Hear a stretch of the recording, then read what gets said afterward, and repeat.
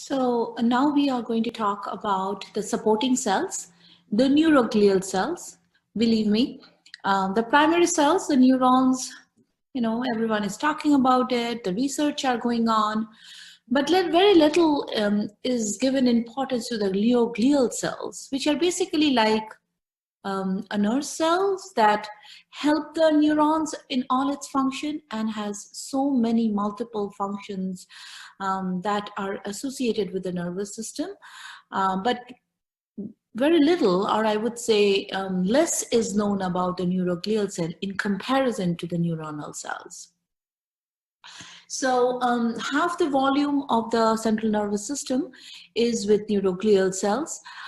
They are smaller in size compared to the neurons, and the cells can divide. So if you remember, we have learned that neurons do not divide because they do not have the centriole, but the neuroglial cells, on the other hand, do divide because they have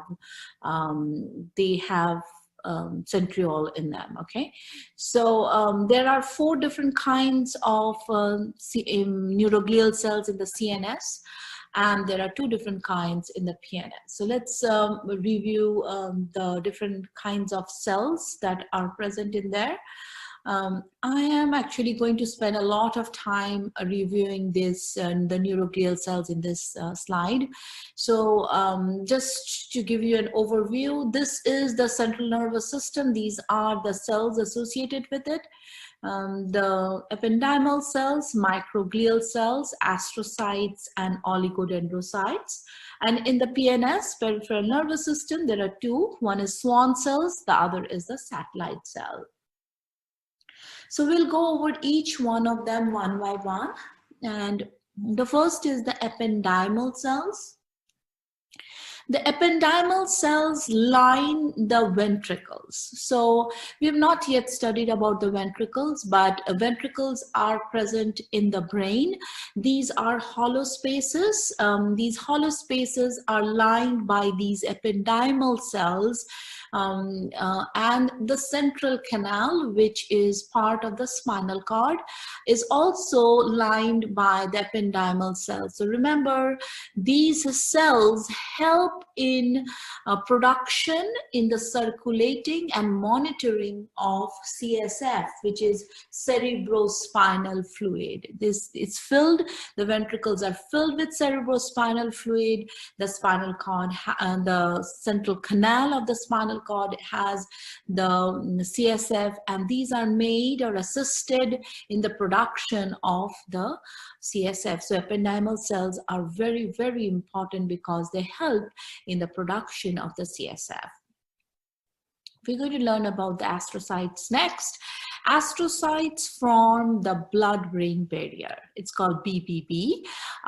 These are the blood-brain barrier. These are present in the nervous system because there is a barrier, or I would say a gate where between the blood and the brain.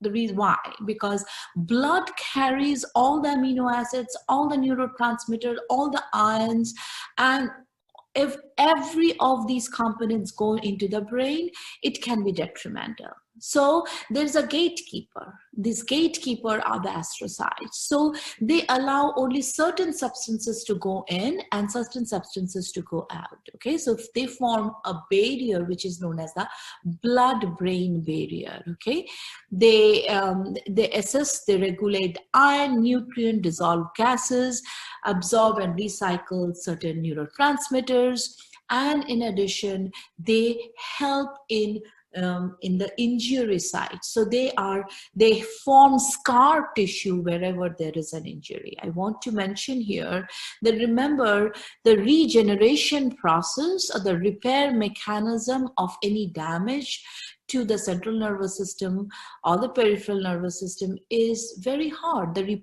repair mechanism is very hard because cells do not divide in here.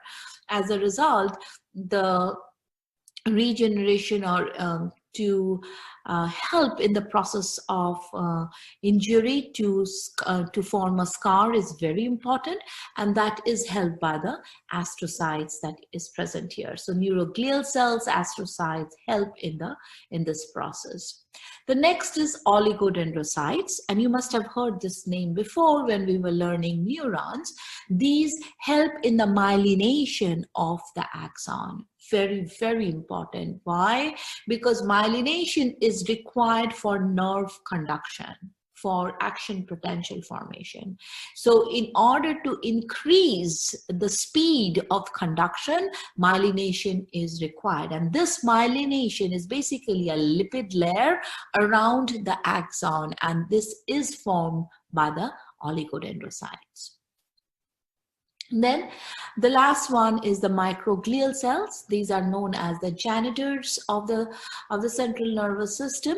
Remember, think about your house. Maybe, you know, if you don't clean your house, how will you be able to live in that house? The answer is no, because you need to remove the debris, you need to remove the garbage from your home. Same thing in here. Okay, the microglial cell acts as janitors. They remove the cell debris, waste, pathogen by the process of phagocytosis. That is, they basically eat up those pathogens and keep the atmosphere, the environment of the nervous system clean and tidy so that the neurons can function.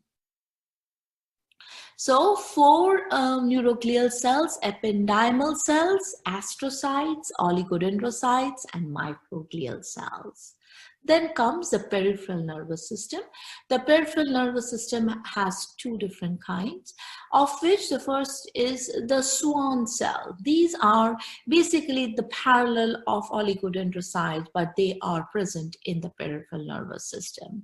They form myelination of axons or of the peripheral nervous system, or peripheral axons are myelinated by the Schwann cells. And they also help in the repair mechanism, just like the astrocytes do in the CNS. The satellites are very similar to the microglial cells in the CNS. They help in regulating oxygen, CO2 neurotransmitters, and surround the cell bodies as and when needed for its security. So these are neuroglial cells. Glia, the word glia means glue. So basically they are there as a glue to protect the neuron in every way, in different kinds of way, so that the neurons can function properly. The next few slides is exactly what I have said in little more of individualized cell, and we will go through them as so let's see. So this is astrocytes. You have, you know, we went over this. These are the blood-brain barrier, responsible blood-brain barrier. You can see this is the blood, and so if this is the brain neuron, it is there in between them in order to facilitate only certain substances to go in and certain substances to not to go in. Oligodendrocytes form myelination. You can see how these oligodendrocytes attach to the axon and help in the formation of the myelin sheaths. And very similar to the oligodendrocytes, analogous to it is Schwann cells in the PNS. Microglial cells, these are cells that you can see these debris, how they can phagocytosis, the process of phagocytosis they do, which basically means engulfing of the cell debris into the cell and killing the cell, which is usually pathogens.